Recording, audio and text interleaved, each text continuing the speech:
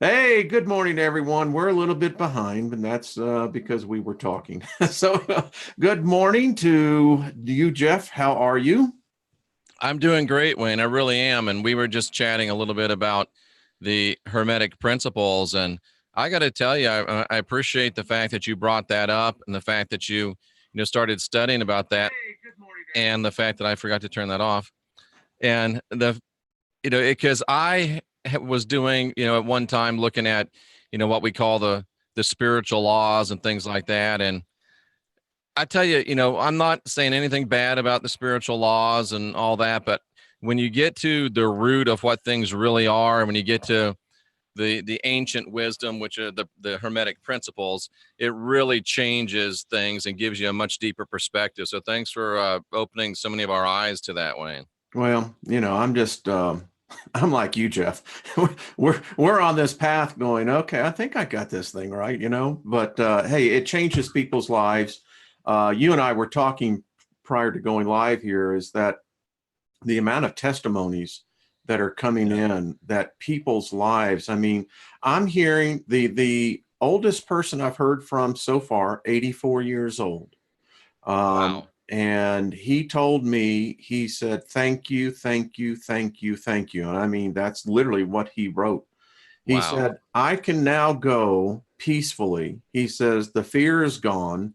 He says, I have understanding. He says, such clarity. And he says, and, I was almost weeping reading this email. It happens. It does, Jeff. It does. It's Well, Wayne, amazing. I'm not sure if I got this right yet, but I'm sure I got this now. I don't know. It certainly provides a lot of answers, though. At least for me, it does. And so as I was coming in here, I had to deal with an email on one of the videos I posted about 7 months ago on Ball. And it was on a work of an individual. I think his name was Smith. And it was a theory. And it's amazing, Jeff, how many people take theory as truth. It really is. And I mean, if you know anything about, the educational system, the scientific system, a theory by definition isn't a proof. It's a theory. So, we think so much of ourselves, Wayne. I think that, and I do this, I know I'm trying not to do it anymore, but every time I get a theory, I'm pretty convinced it's a fact too, but that's not always the truth. Yes, I know, it's so true. Well, it sometimes yeah, we've all made that mistake. And yes, we have. Some of us more recently than others. well, if you don't learn to stretch, you'll never know how far you can go. Isn't that the truth? And this silly old saying, if you shoot for the moon, you'll at least hit the stars. That's kind of stupid, but the theory is good. I like the idea. I mean, if you can always stay safe, you can always stay warm, and you can always stay inconsequential. Do something to stretch your borders. Try something. Be audacious. What's the worst thing that's going to happen? Good word. You're going to get a couple good stories out of it, and it'll be fun. I love that word alone, folks, was worth the price of admission. I love that because it is true. And what did Keanu Reeves say in that football movie? He said, pain heals, chicks dig scars, and glory lasts forever. And Keanu would know. I love the He definitely would. And it gets back to the point on listening. Most people that I find don't listen at all. And no, we did not plan the blue shirts. It just happened. No, it just happened. I mean, it's snowing up here, 22 degrees. And so this is my newest sweatshirt, Jeff. I know I was telling you. So the universe is made of protons, neutrons, electrons, and morons. Ain't that the truth? And as Daffy, I was just at the beach yesterday and got a tad too much sun, Wayne. So we're on opposite ends of the country and different spectrums. But that so well describes the principle of polarity. Oh, it doesn't it now? I have that show today coming up on that. Yes. I mean, is that just perfect? Yeah, I mean. And Wayne, you could adjust and I could adjust my Polarity, if I want, well, that's more of the law of vibration, so I won't get into that one. But we could adjust our polarity if we wanted to. All we have to do is get on a plane. Yeah. Either Yes. one of us. And we can do the same thing spiritually. And that's the thing that I am learning. Well, two things. You're always learning. Yep. Is that these principles have settled so many of the questions I've had inside. Last night I was reading in the Hermetica, I finally understand what gravity is about. Now, I do the show Monday. Well, in here, so Hermes is talking to who he's being instructed by, which is the All. And the All is somebody smart enough to instruct Hermes. Can you imagine? Wow. No. Who was that? Did someone just ring us? I don't think so. Oh, okay. Well, I heard something on this end. So right. Anyway, here I'm reading, and I learned two things. That, and I told Lynn, and she looked at me and she says, you know what? You keep on reading this thing. And she said, you're going to get too smart for me. And I said, that'll never happen. And let me find this. Well, Wayne, I just got this in the mail at your behest, the Kabbalah. Oh, my man. And I'm reading the one you're holding. So what do you think? All I've read so far is like half the introduction. I just finished up The Secret Science my second time through. So, wow. Now, of course, here I am. I had this fully marked out. Anyway, the point that I'm trying to get here is that he explains how gravity works. And I never got this. So what you have is motion meeting resistance. And when the two come together, they form an equilibrium. So every object that is spinning, it's encountering a counter motion to it because nothing is at rest. Ah, that's right. Yeah. So the Hermetic principles even explain modern scientific fact. And the more science learns, the more it confirms the Hermetic principles. And that's remarkable. When someone said on my channel in one of the comments, how could people back in Egypt have understood that everything is vibrating? How can people know this? And it's amazing because we get this idea, Wayne, that we're the most advanced people that have ever been around and we're the smartest and the best looking and all of that. But I don't know if that's true, Wayne.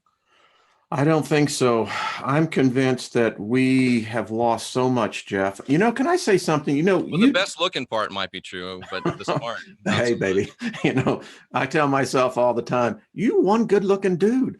Sometimes you have to. No one else will at times. Hey, listen, when my wife's not around, the dog doesn't talk. So, but when you did the thing last year, I don't know, well, maybe it was last year, I guess, the one on death. Yes. Yeah. I had only wished that we had stumbled across this because could you imagine?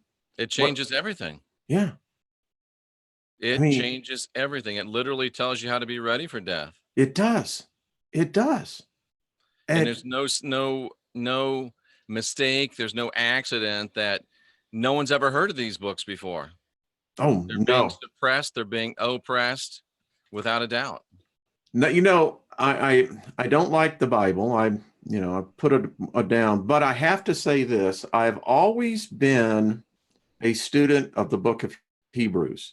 I read Andrew Murray's book, The Holiest of Holies, and which is a verse by verse exposition of Hebrews written back in 1898 during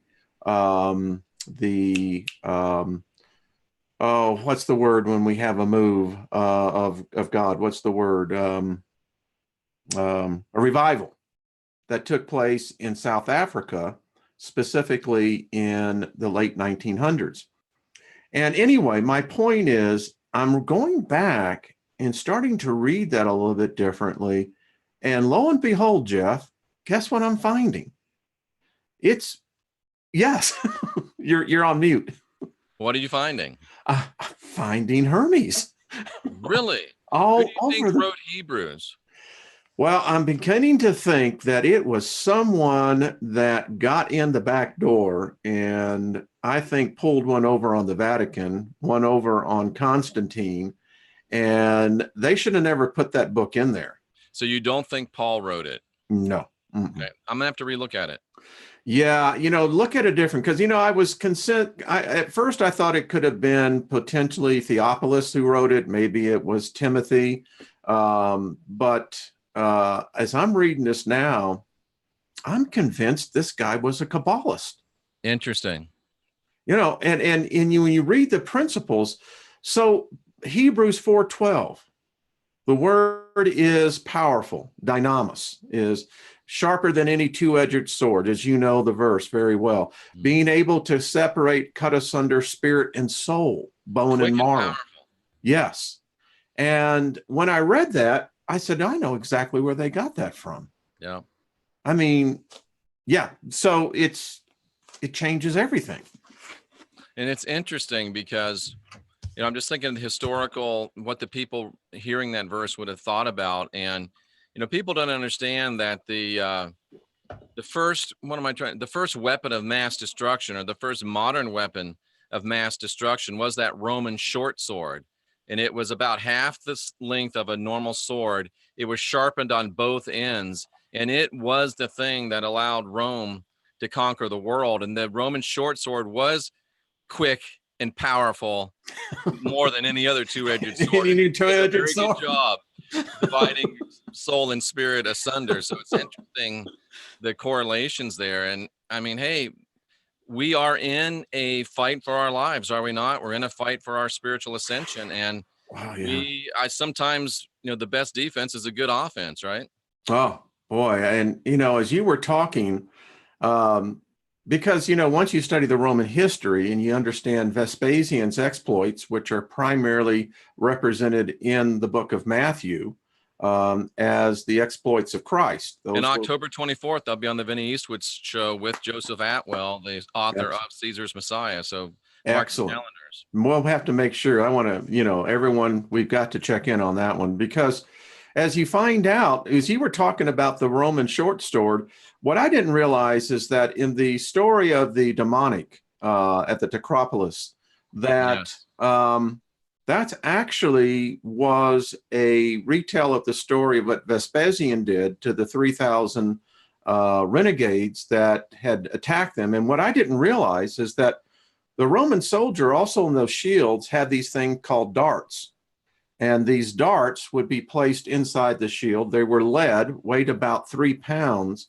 And the massacre that took place at the Genesis of the demonic was that the Roman soldiers were waiting for him on the lake. And as these Hebrews were running into the lake because Vespasian were pulling in this way, this is where the demons entered into the swine, the 3,000, and ran into the water and drowned themselves. Hello, everyone. I just want to say, actually definitely considered the Roman swine. Yes. And I never realized in that particular battle, which is well documented by Vespasian, is that the Roman soldiers, Jeff, they would take these darts from there, and then as the Hebrews would come up for air, they were being hit with these darts right there in the center. Yeah, so it's a different story than what you read in the New Testament.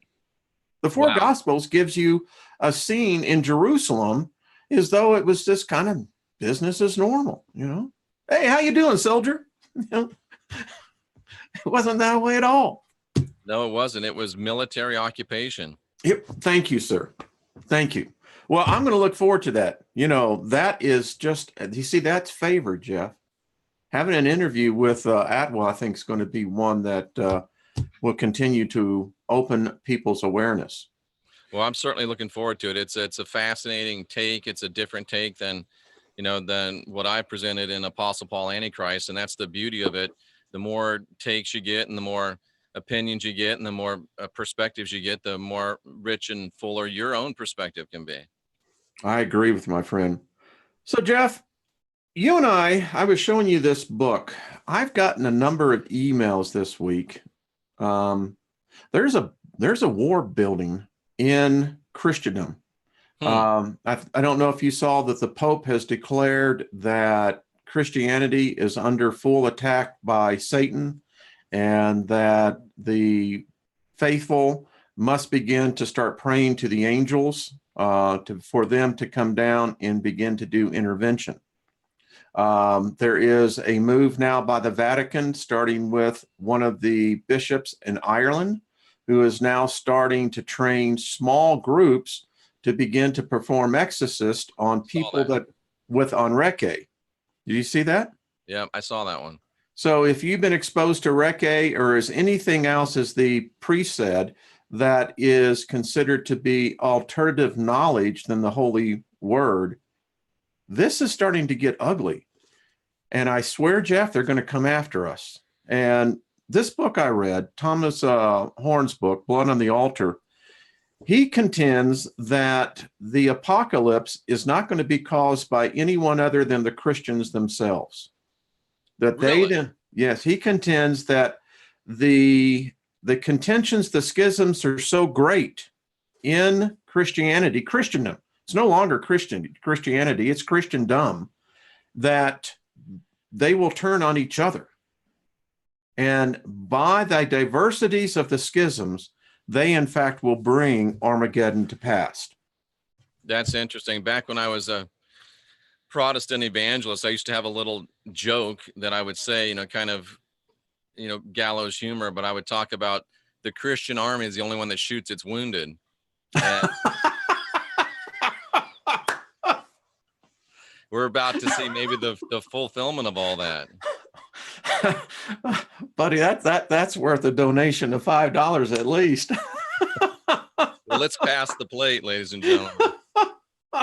But that if is. If you haven't subscribed to my channel, head over there. Yeah, Jeff Daugherty, definitely. Christian Whistleblower. You'll find it. The link is provided. Thank you. Thank you very much. That's just perfect. I mean, because that's basically what he's saying here, is that the world goes on. Mm-hmm. It's done very well. And, as he brings out and all the cataclysms, the floods, everything else, the world just seems to be moving right on along. It's the Christians, though, by this determination that they have the only true religion, the only true God, that this sets off a psychosis, so to speak, that then, and I want to bring in the first principle of mentalization, I contend there is not one God, but actually 7.5 billion gods. I don't think any two people have the same image of God. I mean, we know that once you get the word God, it's no longer God, but you understand. Yeah.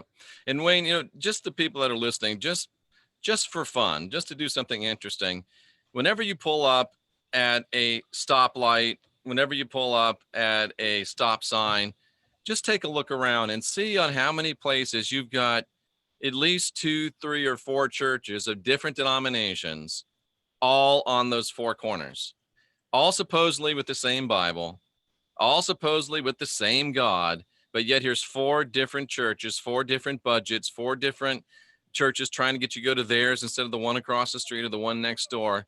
How can you explain that? It just doesn't make any sense. Thank you, sir. And by the way, thank you, Donna. I'll make sure that Charles. We'll. I'm glad you're bringing this up, because it's one of the things that I wrestled with when I walked away from Christianity. When I was building the mobile giving app back in 2009, when mobile giving wasn't even around, I did pretty much of doing, going across the country, talking to different churches and denominations.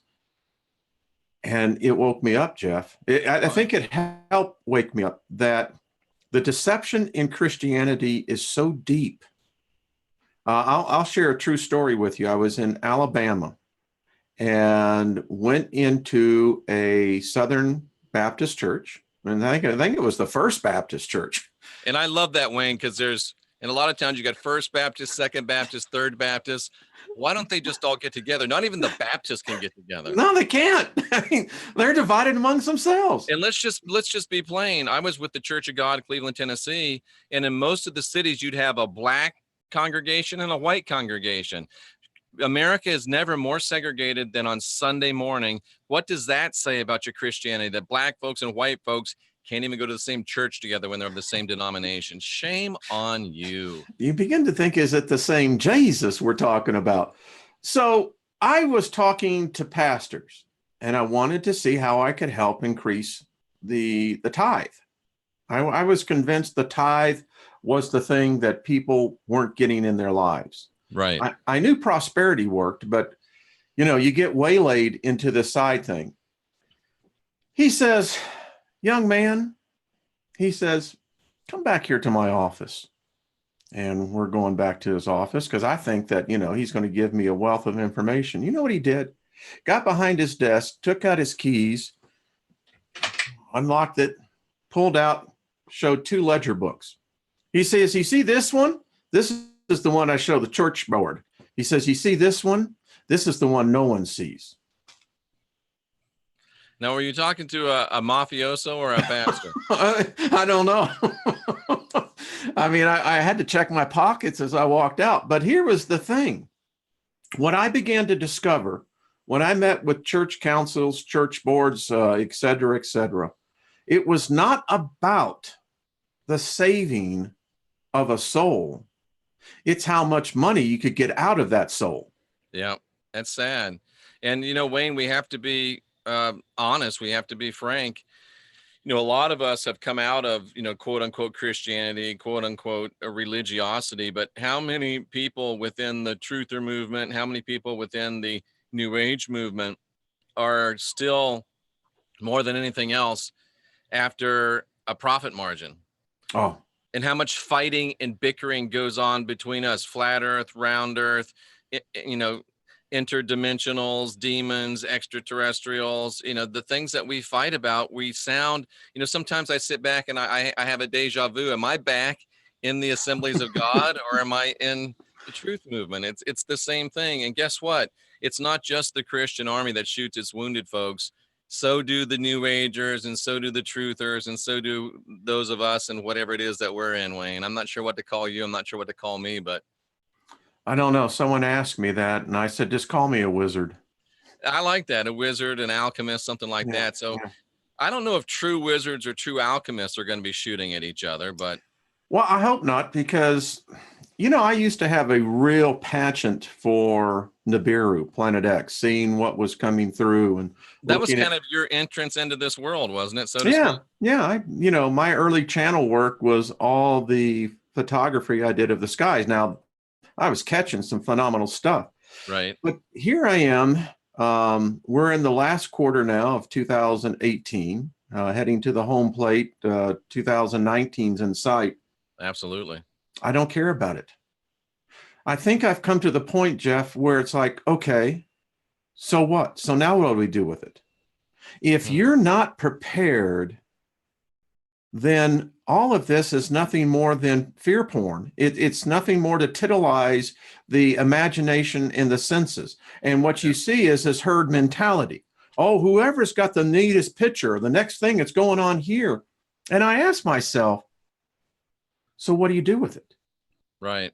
Let's say it's all true. What do you do with it?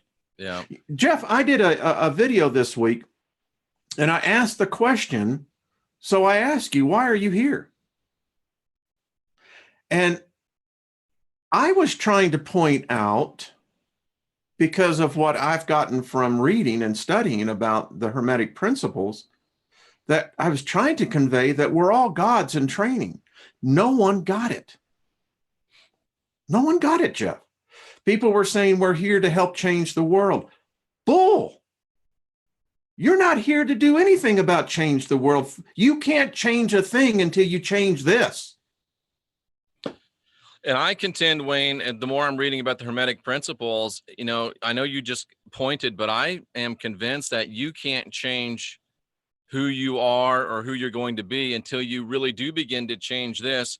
change your body, take authority over your body, making the I of your body subservient to the you that really is. And until you do that, you're not getting anywhere. You're not going anywhere. You're going nowhere fast until you really do take care of this. And it's interesting that I say fast, because fasting is one way that you can do that. Well, we ought to talk about that, because I think if most people began to realize, and Jeff, you ought to talk on this, is the fact I have found that if you go in with the right intention, spiritually, I believe from the Spirit, a 12-hour fast can begin to open up chakras, is the word I would use. What say you? Well, a lot of people, that was an interesting little bar, but a lot of people know, my story over the past year. I've lost probably 80 pounds of fat, and with gaining muscle, probably 60, pounds of fat loss, and fasting has something to do with that. And that's good. That's important, because it helps get you back into a place where you are physically optimized, and that helps you become spiritually optimized. But fasting does a lot more for you than just cause you to lose weight. In fact, I'm going on another extended fast on tomorrow. And if people remember the last time I think I went on a 13, 14-day fast. It was, yeah. And I was, you would think, oh, you're tired, you're run down, no. Once you get past day 2 or 3, for me, that's kind of the breaking point. It's a little hard for a couple of days, but you get into this zone, Wayne. You get into this place where I'm convinced that your body surrenders. Your body says, oh, crap, I've got to surrender. Your flesh, Christian terms, your flesh actually lays down, and your spirit begins to take the authority and go into the ascendancy. And the eye of the flesh, the eye of the body, the big eye, gets subjected, and then you get back on the throne, and you're energized, you're mentally aware, you're spiritually aware, you're so powerful. And I made a little mistake, because I went into that prison at, I think, 14 days. Yeah, you did. Of a fast, which probably wasn't the smartest thing to do, but it's amazing. And even you can't start at 14 days, but like you said, Wayne, and I think Caroline said in the chat room, intermittent fasting is a great way to begin to just take authority over your body, to get your body into a better physical condition, and to get yourself into a place where the body will finally shut up a little bit, and you can hear your spirit and sense your connection with source, the divinity, whatever you call them, father or mother. And fasting, Catherine just said this, fast your way to enlightenment. I say, yes, indeed. I agree. You said something that I think I read in the Hermetica as well, is that Hermes is instructing his son Tat, and he's explaining to him about the body, and that the body is going to pull to what the body was made of. And that's why we eat. We have to get the energy, we consume it, break it down. But I've made a practice that I only eat 1 meal a day. That's all I do. That's intermittent fasting, Wayne. Yep, 1 meal a day.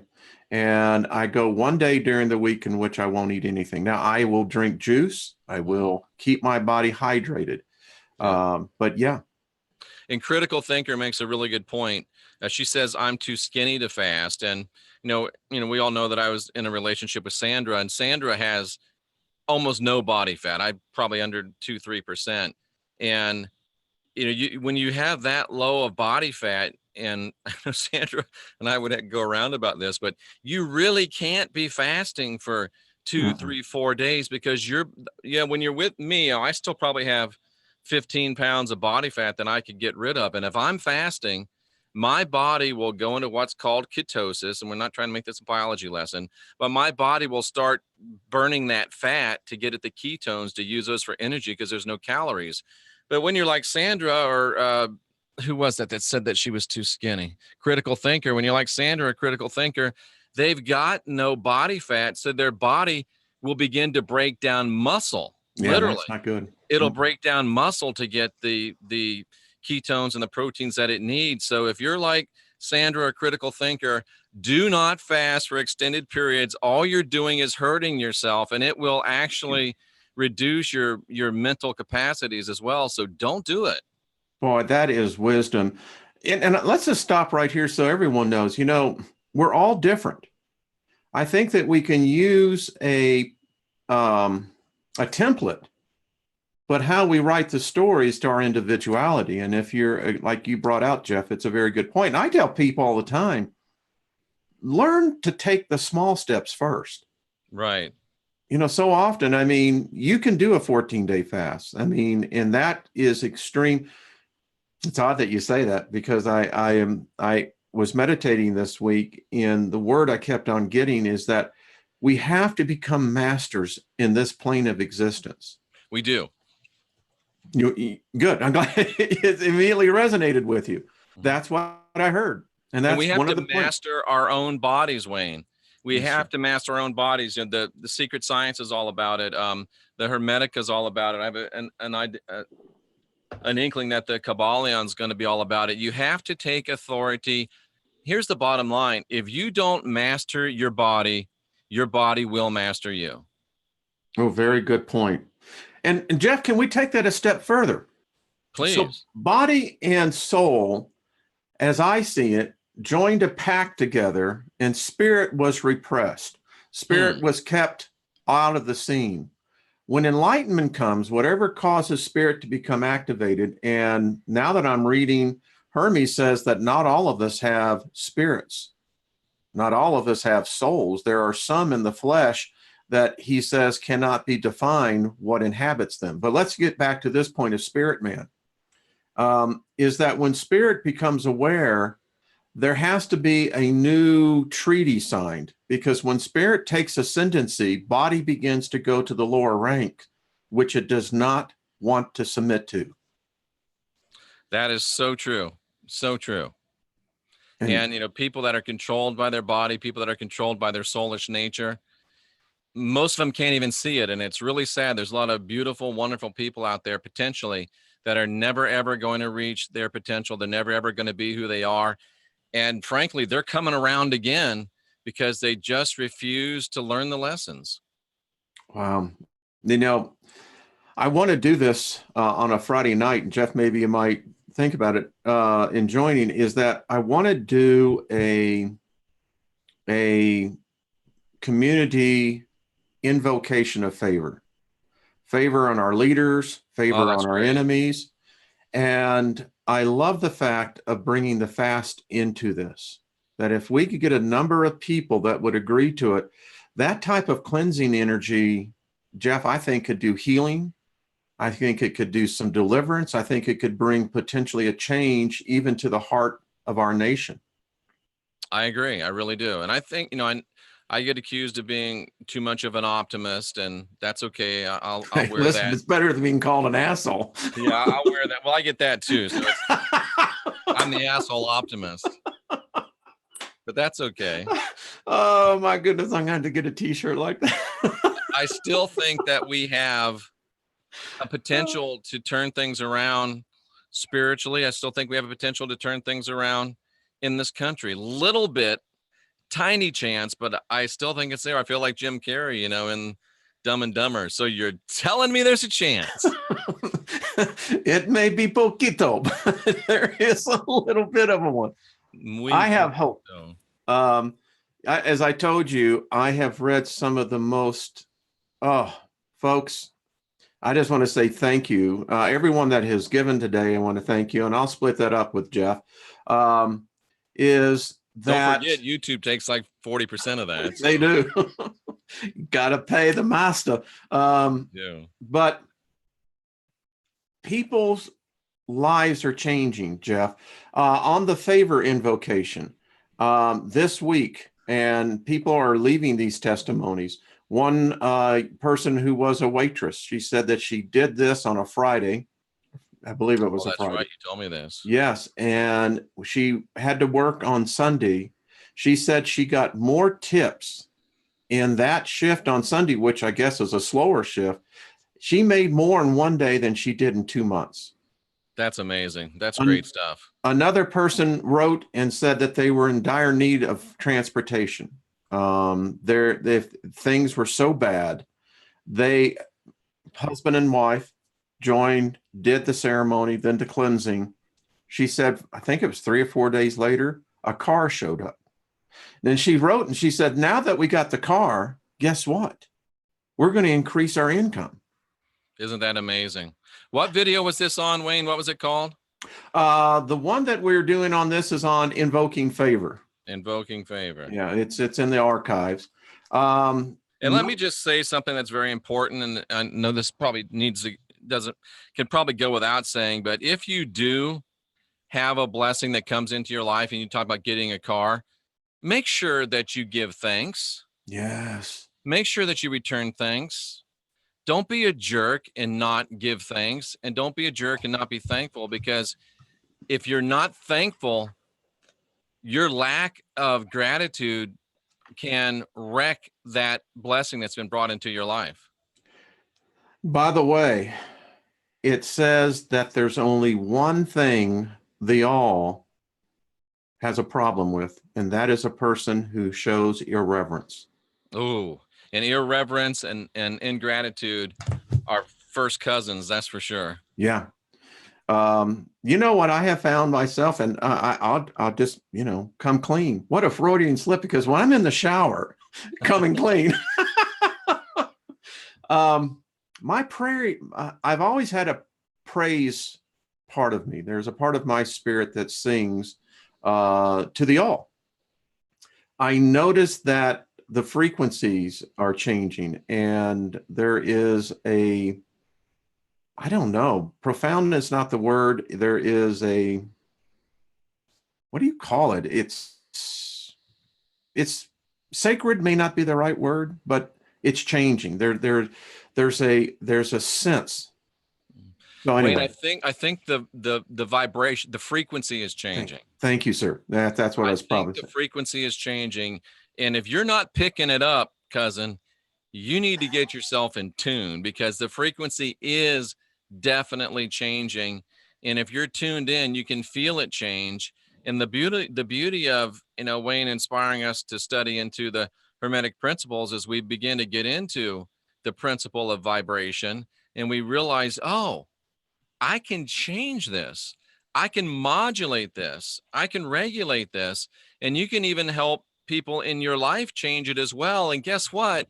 If there's people in your life that are resonating at frequencies that aren't conducive to you modulating to a frequency you want to be in, you have the choice to not be with those people as well. Well, you did a teaching on vibration, and folks, go back to Jeff's channel and watch that. It was great, Jeff. I was taking notes on that. Because that's the one that you inspired me to go into the principles. And that was just my take on the principle of vibration. Well, I was waiting to see what would come forth from your spirit, and it's beautiful. It's adding to mine, and that's what I think it's all about. And Wayne, that's the great thing, because you could teach about the Hermetic principles, and I could share about the Hermetic principles, and Heidi could, and Jenny could, and Rex could, and I could go on down that list. And you would say, well, why do I want to hear 5 people talk about the same thing? Because you're not going to get the same thing. You're going to get 5 unique perspectives. And I think you're going to get 5 valuable perspectives. And with something as important, I mean, there's 7 Hermetic principles, right? Yeah. So you ought to get at least 7 perspectives, I think, to be very well-rounded. And hey, I want to hear what you have to say about it. I want to hear what other people have to say about it, because I'm not so arrogant anymore to think that, and anymore is the key phrase. I'm not so arrogant anymore to think that I will understand and get every single thing within a passage. I'm very open to learning from my brothers and my sisters and all my cousins. Well, you said one of the things we ought to do is we ought to get Jenny on here, because, Jenny is a person that, with Franz Barden's book, Initiation into Hermetics. Mm-hmm. I'd love to get her take on this and get her wisdom from what she's learned. I know Jenny's only 13, but she's really got a lot of wisdom. She's definitely an old soul. She really does have quite the gift. That's the only thing I can say. It is a gift. Does. I'd say let's get Heidi in on, but how to be like, Yeah, I don't care about this. Let's do some cards.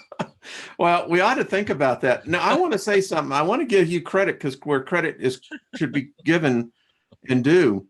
So when you were teaching on that, I was doing some work. I'm setting myself up. I've decided I'm going to set up my own little alchemy lab. And Nice. so I'm starting to get things together on that. But I'm listening to you, right? Now, I was heavily involved in politics, very conservative politics. Amongst they talk about secret societies. I was in one. Mm-hmm. Well, Wayne, I ran a state for Pat Buchanan. I know it. Much more conservative than that. So you know what I'm about to say. So I'm listening to Jeff, folks. Now I've been studying, I've been reading. I have a great memory, but I'm walking up the stairs from the basement, listening to you, and I get this thought about Kavanaugh and everything that was going on with that. My polarity immediately changed, Jeff. Yeah, I could sense it. And what I heard this voice of Hermes speak changed the polarity. exactly. I'm getting chills because it's so easy to be drawn back into frequencies that you used to be habitually in. Yeah, we're talking about Jenny Moonstone. Yes. Very easy to be pulled back into polarities and frequencies that you used to habitually be in. Yes, yes. Jeff, I'm hearing your voice, and I stopped on the stairs and I spoke out. I do not receive this. I changed this polarity to a thought of favor, and immediately I got back into the flow. And I said, I got to tell that dude. I'm thinking to say, Jeff, I got to tell that to Jeff, because right there at that exact moment. Now, that's a moment that will last in my memory for many, many years, because it was so poignant, Jeff.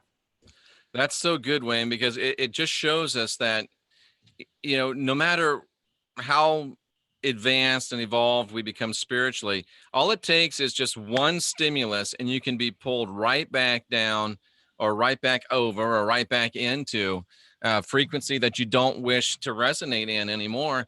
And, a lot of truth is said in error, a lot of error is said in truth, a lot of things are encrypted. And I'm thinking about Paul, the false apostle Paul, encouraging people, and again, saying the truth, but in an error, to take every thought captive. Yeah. Now, he wants us to take every thought captive into his fear and guilt control matrix, but yet he's expressing a truth. We need to take every thought captive to keep ourselves at the polarity, at the resonance, and at the frequency that we choose to live in. And some people, that sounds daunting. How can I control every thought?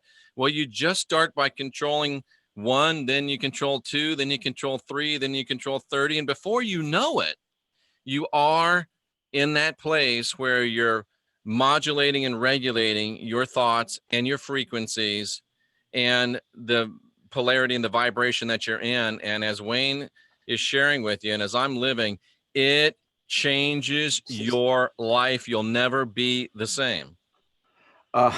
As you were talking, because I'm telling everyone on my channel, we're learning how to begin to capture that thought. Yep. And turn that thought into becoming, as Franz Barden says, learning how to make your wishes come true. Exactly. And learning how to make sure it's your wishes that are coming true. Oh, that is, how many of us get wishes that it's not ours to begin with? You're making wishes come true, cousin. You're just not always making your wishes come true. Ooh, folks. And don't think there's not somebody out there using you to make their wishes come true, because guess what? You can use this stuff on other people too. And that's where we make sure that we don't go that direction. But you need to make sure that it's your wishes that are coming true. Let's just leave it at that. Well, you did a one on vampires. And I thought the metaphors in that, the allegories, were perfect. And Wayne, think about it. If you're in a situation where people are just pounding you with negative energy, we know energy is just energy. It might be unbalanced. It might be chaotic. But if you're in a place where you're going to get pounded by energy, why not take that energy, transmute it, use it for good within yourself, and let that person just wear themselves out? And maybe when they get worn out enough, then you might be able to help speak some truth into their life, or they might get worn out enough to say, what am I doing? Or they might just get worn out enough to go away, or you can go away without any conflict. But either way, you win, and hopefully you can get that person into a position where they have an opportunity to win instead of rant and rave and rage. Boy, Jeff, it's coming hard and heavy as you were talking. You in your vampire one, I loved how you brought it out, is the fact that when we talk about psychic vampires, even the vampire legend, is that it feeds off the energy, the blood of others, and that sustains itself. So we can carry this forward to our present day, where we walk in an environment where there are many psychic vampires pulling in our energy. And so I just want to give an example. Yesterday, my wife and I went to the grocery store. Now, my wife hates the grocery store. she just doesn't like it. Me, I just go singing and it's cool. But I did an experiment. And I said, today, I'm going to allow my influence of favor to begin to encompass a 10-yard circle around me. We're standing and checking out, right? And people are bitching. I mean, people are, it's just typical. And I closed my eyes and I just said, my favor extends out. The next thing I know, we're getting pulled out of the line into a new line that just opened up. The woman is beautiful. She's laughing. She's smiling. Mm-hmm. Coincidence? No, Wayne, that's true. And I believe that there's people out there, there's beings out there, and this is going to get a little bit crazy. I believe that there's beings out there that they may not be human. They may be evolved humans. They may be coming back from the future. They may be from different places. But I think there's beings out there that we would, with our simplistic frame of mind, identify them as vampires. And whether they feed on blood or whether they feed on energy is, for this example, irrelevant. But I think that there's some of these beings that are just as sick of this fear and guilt control matrix as we are. And even though they do vampires fast, that's funny. Only on vegetarians. Yeah, they probably don't want to, but that's cute. High five, folks. Exactly. Boom. I think there's beings out there, Wayne, that I think there's non-human entities that are ready, willing, able, and interested to join with redeemed, awakened humans in battle against the rulers and makers of this fear and guilt control matrix. I'll just leave it at that. Well, you have good company, sir, because Hermes teaches us that not all bodies have spirits. Not all bodies have souls. God gives everyone, they all gives everyone reason, but he gives only those few mind, spirit. And Hermes says that there are many bodies that walk around that cannot be described what inhabits them. You did a thing, and boy, this is all coming full circle on the golems. Yeah. How past cultures could actually make human beings. I mean, it's not that difficult, apparently. Apparently not. I mean, I heard that the Hebrews would actually make golems to go out and fight their battles. They would, and they made them out of what? Clay. Guess Clay. what we're made out of? Clay. Well, where'd that come from? But Wayne, how about this? I mean, for at least 2,000 years, probably 10,000 years, we have been, since this is Sunday morning, we'll wax biblical, we've been the tail, not the head. This is true. We have been overcome. We haven't been overcoming. We've been the bottom and not the top. If we get a little shambaki. But and by the way, I just got to put this in Deuteronomy 28. Absolutely. Yeah. And what if, as we learn about energy, as we learn about frequency, what if, as we learn about transmutation, what if we started going after some of these people that are putting out this bad energy and putting out this unbalanced energy? What if we turn the tables, and instead of letting them try to suck us dry and feed off of us, what if we went after them and started purifying and balancing and ordering their energy? Holy crap. Yeah. I mean, Jeff, this is so freaking interesting, because transmutation. Exactly.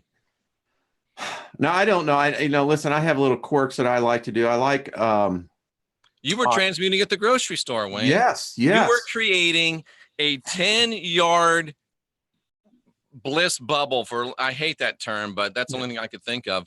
But if every one of us created that, we can create these 10-yard circles of, what would it be, of peace and harmony. And it would suck negative energy like a vacuum cleaner. It would. Holy crap, Jeff. Do you realize that what we could do? Wow. All right. So the all American we're lacking is the will. Yes. In the American horror stories, Americanpocalypse, one of the keys now for the bad guy who is represented by Are you talking about the TV show? Yes. Yes. You know, I've just seen snippets of that. I probably need to take a look at it. You need to watch this series. I've never watched it, It's but called Americanpocalypse. Yes, and watch season 8. Oh, whoa. This thing is so deep. Satan is in the reincarnation after the apocalypse has happened.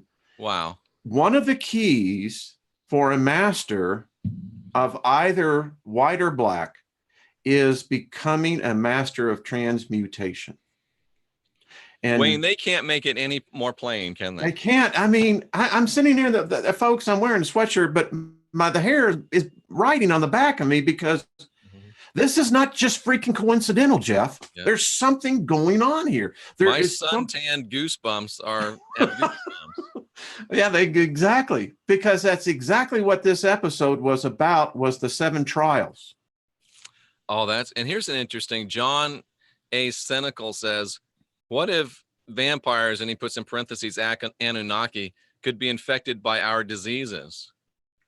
John, I love where your head's at, my friend. And what if we could inject energetic disease into them? And what if an energetic disease to one of those beings is positivity, balance, order? What if that's the virus for them? And just by being us, Wayne, there could be a new sheriff in town. There could be, very quickly. Just do this. And this is what they're afraid of. We've been put here for, Wayne.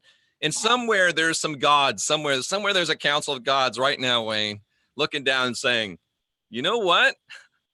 Maybe these two idiots might be getting somewhere finally. They're butting each other. Are you kidding those knuckleheads? They're actually talking something that means something here. Now we've got everybody looking down. And somewhere, Wayne, there's a pool going on that nobody won because they didn't pick you or me. I'll guarantee you. I can see the one god hanging this laughing, going, yeah, I knew my boys were going to do it. Well, we've got a community, and I love the allegory of the virus, because transmutation is just merely the constant of energy is always there. Absolutely. We've allowed these dark overlords for millennia, Jeff, to put it. They were using our energy, transmuting our energy, and feeding back to us a virus. Absolutely. And Wayne, you and I are proof positive of the age-old adage that even a blind squirrel finds a nut now and again. Once in a while, we can find 2. Yep. Oh, Jeff, I'm going to tell you what, I just want to say thanks to everyone that's in here. Thank you for stopping by. All the folks that have made donations, thank you. I'll make sure Jeff gets don't worry about it. I owe you far more. No. You know what, Jeff? Here's the thing. For a Sunday morning, most people go into the pulpit. They're pulled into the pit. And I love that. We are just simply saying to them, this is hope. This is hope. This is hope not only for the individual, your loved ones, your family, your co-workers, our country, our planet. Mm-hmm. And, again, going back to somebody called him the false apostle Paul. I like that. But, we sometimes words like faith, we don't want to address them because they sound too churchy to us. But faith is the substance of things hoped for. It is the evidence of things not seen. And maybe you don't want to call it faith, but we do have substance of the things we're hoping for. Maybe you don't want to call it faith, but we do have evidence of things not yet seen. We're making changes, ladies and gentlemen. And I am full of faith this morning, Wayne Steiger. Thank you for helping me get here. I am full of faith. I am full of hope. And once again, I've read the last page in the book, and I think that one way or the other, we win, Wayne. Oh, we are going to win. We were destined. Jeff, I say this, and I'm serious. We are gods in training. We are. And whatever eventuality that you, Jeff, will assume and ascend to, this is our proving ground. Yep. Nice to see Costa Rica Spanish online. I haven't seen her before. Well, thank you. I just want to thank everyone. And Jeff, this is the message of hope. It transcends religion. It allows every person to be in a room to have their own point of view, but yet we can unite in something that's so tangibly connected to us. Absolutely. And Wayne, I hope that won't be upset at me doing this, but speaking, to an audience that I don't always speak to, if there are, beings and entities out there that are non-human, that are for some reason listening to us, someone puts a nutty squirrel. Girl, that was cute. And you want to work with us and help us and, maybe even teach us and instruct us. I'm open to contact from you as long as it's not invasive, spiritual or physical contact. I refuse that, forbid that. But other than that, if you want to contact me, contact me. I think they're here. If there's one thing that I knew coming out of the Christian religion was I was acutely aware of the spiritual world. Absolutely. As you and I called. When you look at the gift of the Spirit, there is that gift of spiritual discernment. Yes. And, it's when we get to pierce that veil. So they're here. They're here. And I tell you, after reading more on this, the interpretation of demons has always been to the negative, but the word demons does not mean what we interpreted here in the Western culture. It doesn't. Thank you. Could you expand on that a little bit? I know that, we're at that point, but let's talk about, I think this is important. Wayne, even the word archon doesn't necessarily mean what we think it means. Interesting. Because archon can mean just ruler. And there are beings that are beyond us. I just put my email in the chat room. There are beings that are beyond us, Wayne, that we would call rulers because they can rule over more than we do because they're, of a higher order. And I'm not saying there's good archons. I'm just saying that there's things that we might identify as archons that might not be totally malevolent. I mean, the old adage, the enemy of your enemy is your friend. Yeah. And we're facing a great battle here. And I'm not willing, and feel free to contradict me, Wayne, but I'm not willing to refuse assistance and help from any right-minded and well-intentioned being. I had a visitor that told me, they said that their biggest regret that they have is that we don't call on them anymore. Oh, wow. That's powerful stuff right there.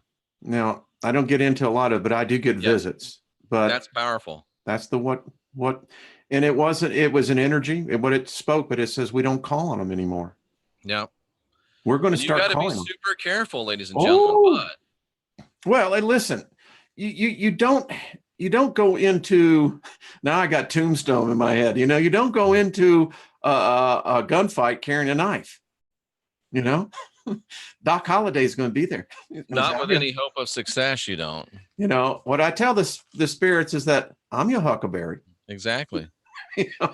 And that's the way it's supposed to. Doesn't the Bible teach us, didn't Paul write that we are supposed to take dominion? Isn't that one of his things in the book of Ephesians? It was always the thing that always tripped me up. Ephesians 6:12, when he gives the hierarchy. Yep. And then that's why folks, you got to go ahead. So Paul gives us this hierarchy in Ephesians 6, and we've always assumed that all of those beings are bad beings. Yeah. Paul is telling us again, there's all these beings out there, and we know through the Hermetic laws and just through common sense, they're not all bad. There's polarity. There has to be polarity. So there are a lot of beings out there, folks, that Yeah, there's some of them we need to worry about and be aware of, but there's some of them out there that want to be our neighbors. And they're friendlies. Yeah. Won't you be my neighbor? Won't you be? I got creepy ideas now, Mr. Rogers in my head. It's like, oh no, he's moved next door. But And Mr. Franks a lot makes a great point. What is bad? Where does good turn into bad? Where does bad turn into good? And I'm going to talk about this later today, but when I was living with Sandra, we'd be in the same apartment, right? And she'd be sitting next to me on the couch saying, it's cold in here, and go to the thermostat. I'm like, wait a minute, it's hot in here. Where does cold become hot? Where does hot become cold? Where does good become bad? Where does bad become good? Where does right become wrong? It's all relative. Ooh, now you got me thinking on this, because, as knowledge comes forth, here's been my problem with exorcism. Did this demon suddenly convert to Christianity? I mean, what if you have a Muslim demon? What if you got a Hindu demon? He'd be telling you to take your Jesus and, so wait a minute. What if it could be that they're merely waiting for our command and they're going to manifest themselves however you determine them to be? Or, Wayne, what if, here's a thought, what if the quote unquote Christians and the quote unquote demons are working together? Ooh. Think of that. I'll keep you in business if you keep me in business. Well, how fortuitous. I'll keep pretending to possess people, and you keep pretending to cast me out, and I'll keep pretending to leave, and I get to go get 7 more worse than me and come back, and you and me got this thing going, cousin. We'll just keep it going forever and ever and forever. So but what? Glory, heaven forbid that somebody like Steiger or Daugherty or Bear or Vandenberg or Moonstone figures it out and lets us know it ain't the name of Jesus. It's the intention and the power. And, God's forbid that they figure out that they can do it without us. Woo! Then the game's up. Oh, yeah. And let's just carry this step one further, Jeff. So the cat who writes the modern day Bible, actually his first book was the book on demonology. Yeah, that was, and I had that book, King James. Yeah. Yeah. Now, what happened there? What happened there? What happened there? I don't know. Jeff, we have made. Sorry, Wayne, I'm sending a wholly inappropriate. No, that's all right. That's all right. This has been good. Scott says life is but a dream. There's actually more truth to that than what you can ever imagine. Seriously. That's a great line from Star Trek V. Yeah. Maybe life is but a dream. I'm convinced it is. Who said it's a dream within a dream? Didn't Rod Sterling have that kind of thought that, one of the great poets, it might have been Lord Tennyson again. We quoted him twice already. Did we? Well, before we went live. It wasn't on air. Yeah. What did Tennyson say before? It was,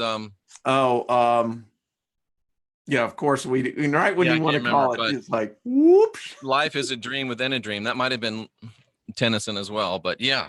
Well, if sleep begins to take over from the conscious to the subconscious, superconscious.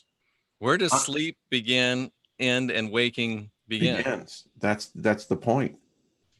I mean, I now know what it means to program my subconscious. I can do that now. I understand how that's done. But now I ask, the dreams that I'm having, they're different. Edgar Allan Poe, A Dream Within a Dream. Ah, thank you. By the way, my smart mother, who always surprises me, I thought I had her, Wayne. I asked her who wrote the first detective novel in American history, and I thought I had her dead to rights. She took a drink of her tab and said Edgar Allan Poe. I'm like, damn it! How did you know? The woman be smart. She is sharp. All right, so here's one for you. Where was the guy that I always think about Edgar Allan Poe is Vincent Price. I think of John Cusack as Edgar Allan Poe. Did you ever see that movie? The Raven, I think it was called, and John Cusack played Edgar Allan Poe masterfully. I'll have to do that one. By the way, I think one of the best horror flicks I've ever seen is Room 1408. Yes, that was brilliant. Oh man, I mean, did Mark Cusick play? Sanderson confirms it. It was Edgar Allan Poe. It was Edgar Allan Poe. Okay, cool. Yeah, that 1408. That's probably one of the best psychological horror stories I've seen. It I was mean, brilliant. It really was. it's just great. Oh man, Jeff, we got to do this more often. Let's do it. And I'd be glad to get together with you on Friday nights, Wayne. Let me know. Hey, you know what? I got Raven Wolf coming on this Friday, but let's do a week from this Friday. Jeff, let's think about bringing in a group in, and let's do this. Let's do this favor ritual. I'd love to do it. That'd be great. All right, sir. I would be honored to have you on here. We're going to have some wow good time. I just want to give a shout out to Warrior Princess. How are you doing, my dear? Got to get you back on, and we'll get you your food bank. I think about you all the time. She is fabulous. I mean, that is a spirit that, you know what, you just that let me say something about Warrior Princess. I've never met her personally, but the energy that she puts off, she's got that favor factor. She does. She's made me cry more than once, Wayne. Because you know what? You just want to be next to her, you know? You do. It's like, yeah, it's like, yeah. Jeff, you are truly a gifted soul, and it's just a privilege to share this journey with you. You know, we're going in our second year on this. You're not your normal Sunday morning, and I think that's a testimony to the audience. It is, and I'm looking forward to doing one live together from the. Yeah, when do you get out of the penalty box? I mean, this is like playing hockey. I mean, you know, cry. Well, I contested it, and they said, okay, 10 to 14 days for them to respond. That was about. So I think I got 5 or 6 days left is the bottom line. Okay. Well, folks, 5 or 6 days left. You know what, Wayne? Once the weather turns out there, I'll make a commitment. I'll come out and I'll grab an Airbnb, and we'll do one of these days, not too long from now. We'll do the Not Your Normal Sunday Morning Show, if possible. I don't know what the Wi-Fi situation is, live from the gravesite of Doc Holliday. Oh, yeah. I'd love to do that. That would be in our prime. Couldn't we get Rex Bear? We could drag him up from Padosa Springs. Derek Rose isn't too far away. No. You know, we ought to get together and just kind of have the equivalency of what we had in Clearwater. Absolutely. Bring you out here to Colorado. Bring Rex in. I'd love to get Jenny and Heidi in on this. I mean, I'll tell you, the first time I met Jenny Moonstone, I knew that woman had knowledge. Have you met Jenny personally? I've not met her personally. I've had her on my radio show and, of course, on the channel. But you've met her. Yes, she came to the extravaganza of enlightenment, and I was really impressed by Jenny. I don't get that impressed by a lot of people, but I was really impressed by Jenny. And you know, part of Jenny's charm over me is she reminds me a lot of my oldest daughter. So okay, she's got that going for her. But Jenny she's an old soul. She's a very wise soul. And yeah, Jenny Moonstone is good people, no doubt about it. Boys, you were saying, thank you. I just heard in my spirit, there are those that have been placed among us that help the gods in training. Ooh, isn't that the truth? Isn't that the truth? And so, Jenny and I just did a great show maybe a week or two ago with Heidi about the ego. So you might search the interview. Was that over on her channel or that was on my channel? On your channel. Okay. No, I think that was on Heidi's channel because I was on timeout again. Okay. And Wayne, I think you'll be interested in this. I didn't invite you to take a look at this. I think it's a week from Tuesday. For the first time ever, Bob Sanders, the facilitator, if you will, of the Great White Brotherhood, is going to be interviewed live on YouTube by Jay Campbell and I on our what's our show called, The Last Stand. And Wayne, I'd invite you to watch that and to watch it objectively, and feel free to so that's Tuesday. When? I think it's a week from Tuesday. Okay. All right. That would be about the 23rd. Yeah, I don't know what that date is, but yeah, it's a week from Tuesday because we wanted to make sure I was off of YouTube timeout by then. By the way, I'm just going to speak a blessing of favor over you, Jeff, that the days of having anything interrupting your favor, your flow, are over. You have favor with everyone, and your message is a vibration that resonates.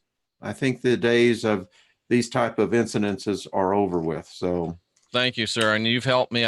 You sent me that thing about fair use, and I'm putting that on all my videos now. So that makes a big difference too, I'm sure. It does. And when I show any kind of material, I always put my PowerPoint, I put that up there, because we're not here to harm anyone. That's the last thing Jeff Daugherty or R. Wayne Steiger wants to do. We're here to, if anything, to enrich that experience that you have. And so this is, we're going to take and we're going to transmutate this negative into a very positive. And Jeff, I'll say this, I think that there is as in nature, that when the flow is blocked and we recognize what's blocking the flow, there's going to be a rush coming forward to you, my friend. Absolutely. Thank you. I received that. You're a good man and a good soul, and you do a lot of good. And folks, that's what we all need. Well, Jeff, you want to say anything to people this week? What's going on? No, just, Jay Campbell again tomorrow night. We've got Rex coming back on, Heidi coming back on. I don't know why the consequential rapscallions have followed by the wayside, but I'll get with Scotty. And yeah, well, how is Scotty? I haven't seen him around. Scotty was moving around the country, doing some work and stuff. And then of course I was moving around the country. You were moving around the country doing some stuff. And it just kind of got sideways on us. But Scotty's, one of my dear friends. I love Scotty. Nice to see Hawaiian girl Beth. Haven't seen her in a minute. And yeah, I'll contact Scotty and we'll get it back together, and we'll get Rocky Stucci back, and we'll get Magenta Pixie involved. I've got her in my mind as well. I'm about due for another show with Magenta. I'm about finished with Pixie, actually, how she goes. Is it Magenta Pixie? Her latest book, yeah. Okay. Magenta Pixie is, her name, and like the 9, when they talk to her, they call her Pixie. So I've taken to calling her Pixie. Okay, well, you want to be. We've had 2 great shows on my channel. If you want to see some good stuff, just search and look up those shows with Magenta Pixie. She's definitely new age. I'm definitely not, but we're reaching across the aisle and creating symmetry between us and synergy between us. I think that's very, very important. It's just degrees. It is. That's all it is. Where does new age end and truther begin? Well, I was thinking about something about new age. Actually, it's just the current age. It is, isn't it? Yeah, because you can't have a past or a new. It's the current. I love me some Magenta Pixie. I really do. She's cool. Well, my friend, we've gone over, but God, it's been a good time. Absolutely. Just thank you, Jeff. Absolutely. We've had a full house in here. Thank you, everyone, again, to all the moderators. Y'all are just great. And Jeff, we'll be on your channel then next week. Absolutely, we will. And, I just, lots of love and light to everybody, and I don't hold anything against anyone. And you know what? This life is too short to be mad at anybody or to hold any grudges against anybody. And when you hold grudges against people, it doesn't do anything to them, but it does harm you. So let that stuff go. And we just speak favor over the audience today. Absolutely. Whatever it is that you're needing, what I have found most is that if you have favor in your life, things begin to line up. So even those that aren't making themselves known in the chat, we call favor on you. And yes, Wayne, we both know, and a lot of this audience knows, that I have seen profound miracles manifest through calling favor. There's a person that he and I absolutely hated each other, and now we're all broed up. So miracles can happen through favor. Boy, and isn't that what it said in the law of correspondence? Is that opposites? Oh, laws of polarity is that they can be reconciled. They can be reconciled. Yes. Wow, that's powerful. I didn't even think about that, Wayne. Yeah. That is powerful. They can be reconciled. Oh man, I'm excited. Lynn always lectures. I cut out and I always give her a big hug, and she says, well, must have been a good show. I said, man, I'm filled up with it. Absolutely. Jerry, I don't hate you. I don't know why you say I love to hate you. Who what? Jerry Runk says Jeff loves to hate me. Jerry, he's just because he looks like John Wayne Gacy on his meme. Jerry's cool. He is one of the family, and there's no doubt about it. Absolutely. You know, and you know what? This family is growing. When I'm over on your channel and see it, it's a community that is definitely weaving together here. Absolutely. Well, Jeff, I'm going to let you go. Going to go have some pancakes with my wife. So, Alrighty then. you do well, my friend. Thank you, Jeff. Thank you, everyone's coming in. Appreciate you, Jeff. And Thanks for making me feel bad about having nobody to have pancakes with, Wayne. Well, you're always invited here, my friend. But seriously, we will make that happen. We will get out there and go to Doc Holliday's grave, and you know, I'm gonna have to walk over his grave by Johnny Ringo. What is that? The famous line looks. What do you say? Johnny Ringo looks like someone. What was the line? And I see the scene. Looks like because Johnny Ringo comes out there expecting it to be Wyatt Earp. Yeah. And there's Doc, and Doc says, "Why, Johnny Ringo? You look like somebody just walked over your grave." Great. One of the best Westerns of all times, my friend. The best Western of all time. Yeah, absolutely. Jeff, thanks, buddy. Val Kilmer was robbed. That was Oscar-worthy. That is one of his best roles. I really do happen to think that. I don't know who won the Oscar for Best Supporting Actor that year, but they stole it from Val Kilmer. I think so. There was a lot of biasness there. All righty then. Thanks. All right. Thank you, my friend. All right, folks. Be good to everyone. Bye-bye.